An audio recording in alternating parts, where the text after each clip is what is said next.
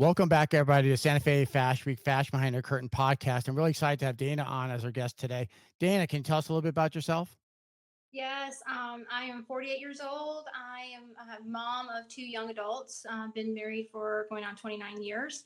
Live in the north part of Alabama. Grew up in Chicago, Illinois. Took a journey recently, 5 years ago. Lost 166 pounds. Went into pageantry and became a fashion runway model. And just excited to be on your show. Well, it's a lot to unpack. So tell us about your journey. So, did you always want to be in pageantry or a model, or what was that journey like?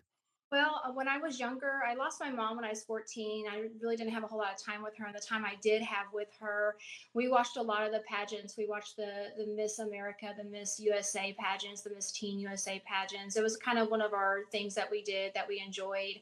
And we would get our little pens and papers out and pick the top five and see who would win, pick the dresses that we liked. It was always something I really wanted to do, but as a kid, I didn't have that self confidence. And when I was older, before she passed away, I was starting to gain a lot of weight and I suffered from low self esteem.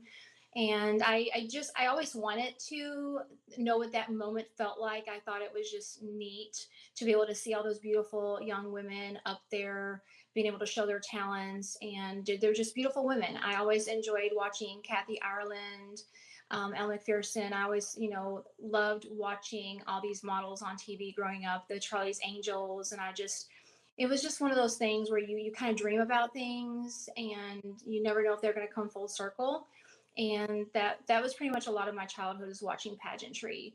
I never thought I would be modeling or doing anything like that or walking the runway, but it's been a great experience and one that I am able to live out now that I am not only 48 years old, but I've lost a lot of weight and it's kind of like been a reward for me. That's awesome. So then, when did you do your first pageant? Then, Well, the only pageant I've done is the Mrs. International pageant, which is where I won for my platform. I ended up not going to nationals. I couldn't get a lot of sponsorships, and it kind of really hurt in a way because my daughter was fixing to go to college. It was very expensive. I felt that my daughter needed more the funding than I needed sponsorships for a pageant, but I'm glad and I'm thankful to have gotten as far as I did. Later on, I may want to do another pageant, but right now, being able to show others my platform on health and wellness went very far for me. And I'm very grateful to have had the opportunity to meet amazing women and watch their platforms and learn about them as well throughout the pageantry that I was in.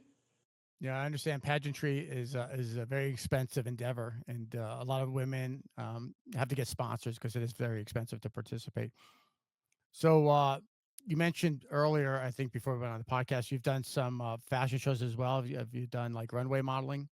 Yes, I've done New York Fashion Week. I did actually this was my third season to do New York Fashion Week. I'll be doing it again in September.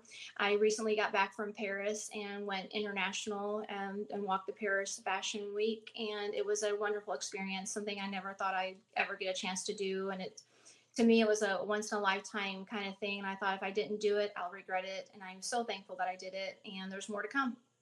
So, what was the? Let's start with New York Fashion Week. What was the? You being in Alabama, what was the casting process like for that? Well, when I won my pageant for Mrs. International, I ended up getting hooked up with a formal store who introduced me to a designer who designed shoes. And I got in contact with him and he asked if I'd ever walked Fashion Week. And I said no. And he said, this is something that, you might want to try and do. This is something you've pretty much earned. And I decided, well, I'm going to go ahead and give it a try, and I did it and enjoyed it, and I love being able to do that. I've been doing it 2 times a year, so. That's awesome. So would you say it was more like? I mean, obviously you earned it from your pageantry, and you've lost a lot of weight and all those things, but it was also networking as well. Obviously, you had to have it to the ability to back it up. I mean, networking isn't always enough if you don't have the skill set to actually deliver on that. But would you say networking helped you get into it? Helped me, and then once I actually was on the runway, I had other designers connect with me, and I don't know if it was just, they saw a more mature model out there, but I have four designers now that I walk for and that I've met through the pageantry with a lot of other women. And I'm very thankful for the opportunity at 48 years old that I'm not old, I'm not stuck, and we can, as mature women, walk the runway as well as a 20-year-old can.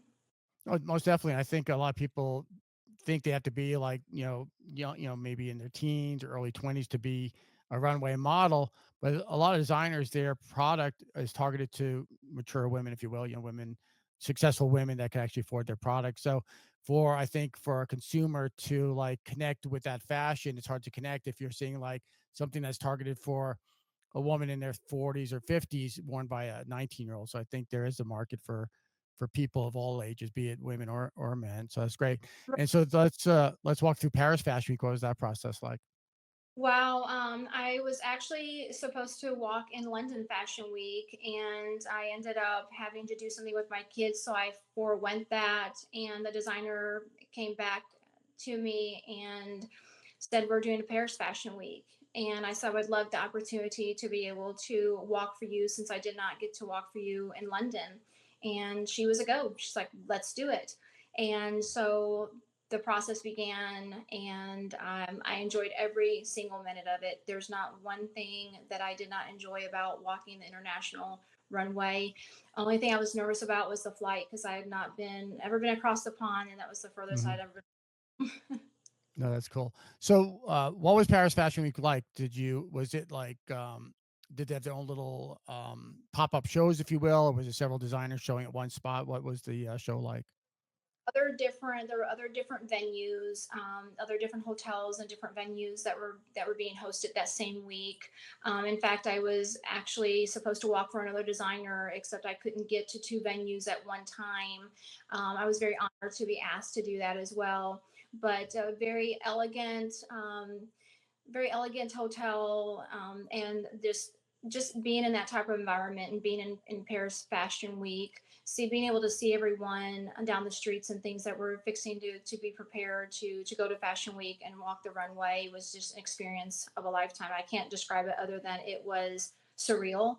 Mhm. And first time I've been out of the country, it was a remarkable experience and one that I will forever ever remember. Just it was amazing. That's cool. So you want to walk us through your weight loss journey, and then we connect on social media. So tell us about that whole what you're doing now with that. Yes, I when I lost my mom at 14, she had neglected her health, and for many years I was a stay-at-home mom. Over 20 years I was a stay-at-home mom, and I had let myself go. I had poured from an empty cup, and everyone else was draining me, and I was depleted. There was nothing left for me to give anyone, not even to myself. So in March of 2020, I decided that I was going to have to get healthy. I went to my doctor. My doctor said I was ate up with a lot of health issues, and that if I didn't do something about my weight at 284 pounds, that I was either going to leave my kids without a mom, or I was going to die, very, very early. I did not want that happening. So during COVID and during the biggest pandemic that I've ever seen, and most people have ever seen, I decided to lose weight. And I went ahead and worked diligently on my nutrition and fitness. And over 2 years, I lost 166 pounds, and I don't regret it in any shape or form. I gave up a lot of things, sacrificed a lot while my family was going through a lot of turmoil. I lost my father in law. My husband lost his eyesight one morning. The kids were home from school. Things were shaking up all around me, and I had to stay focused. I needed to make this journey work for myself. I ended up getting to learn how to run. And I was never really a runner. I was told I should never run because of my back issues. I run 6 miles plus a day now, and I've been doing that for several years. I also I'm now a health and wellness coach. I help other women, especially those in menopause, find themselves back to them. And I've been able to help hundreds get to a healthy lifestyle for themselves. I think as women, also as men, we lose ourselves in the mix of family and other things going on around us that we never really come back to us. and before it's too late, we have to pull the plug on that. And I had to pull the plug and be able to say, this is what I have to do. This is why I have to do it. My kids were my why. I needed to live. And I'm just amazed at what I've been able to do. And now I can help bring that to other men and women all over through my postings every day and through sharing what I've gone through with my experience. That's fantastic. No, I think that's very commendable. A lot of people, they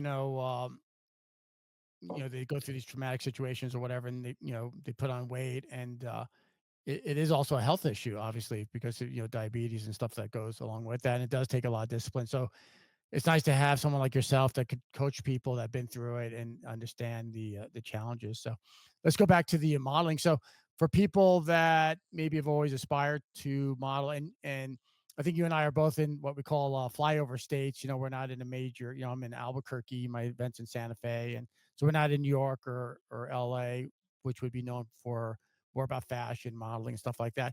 Any advice to people that are aspiring to be models?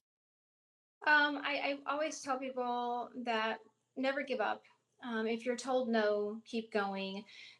Some people choose to find modeling agencies, and some people just choose to reach out to designers themselves and they do their own casting. I say if there's something that you want to do and you are passionate about it, don't wait because you never know what is going to come tomorrow. We never know that we're going to have a tomorrow.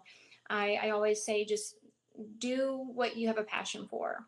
And when you find that passion, go ahead and give it all you have. Because, like I said, time is not promised. I'm 48 years old, and to be able to accomplish what I've accomplished as of today, if I left this world tomorrow, I would be proud of what I've been able to do because I took it upon myself to give myself some self care. And I always tell everybody, you're not too old, it's not too late to start any type of journey in your career, relationship. If you want to model, reach out and don't let anyone tell you no. Just keep going as far as you can. And when it's God's timing and it's your time, it will happen for you. No, that's great. That's great advice. I think, you and I were supposed to do our podcast a while back, and I had a little bit of a health scare. I won't go too deep into it, but I had hernia surgery and then some complications from that. And so, yeah, just I'm 61 years old now and just, pushing forward.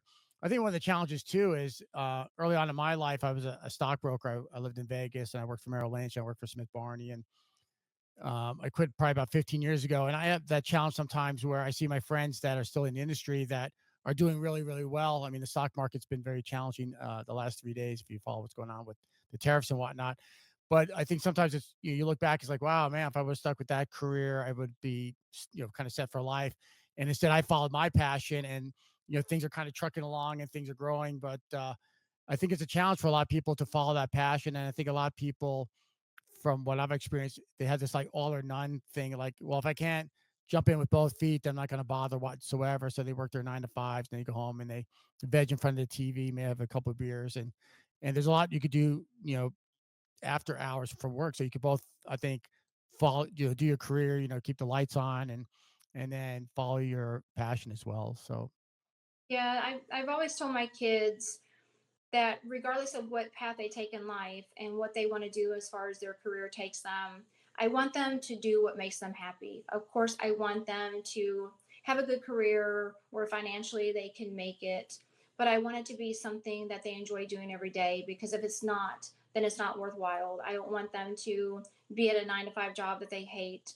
I want them to be able to not only reach their full potential, but I want them to have careers that they're going to enjoy because like life's too short if we're setting if we set ourselves up for failure and do something that we don't want to do in life, then we're going to end up being miserable.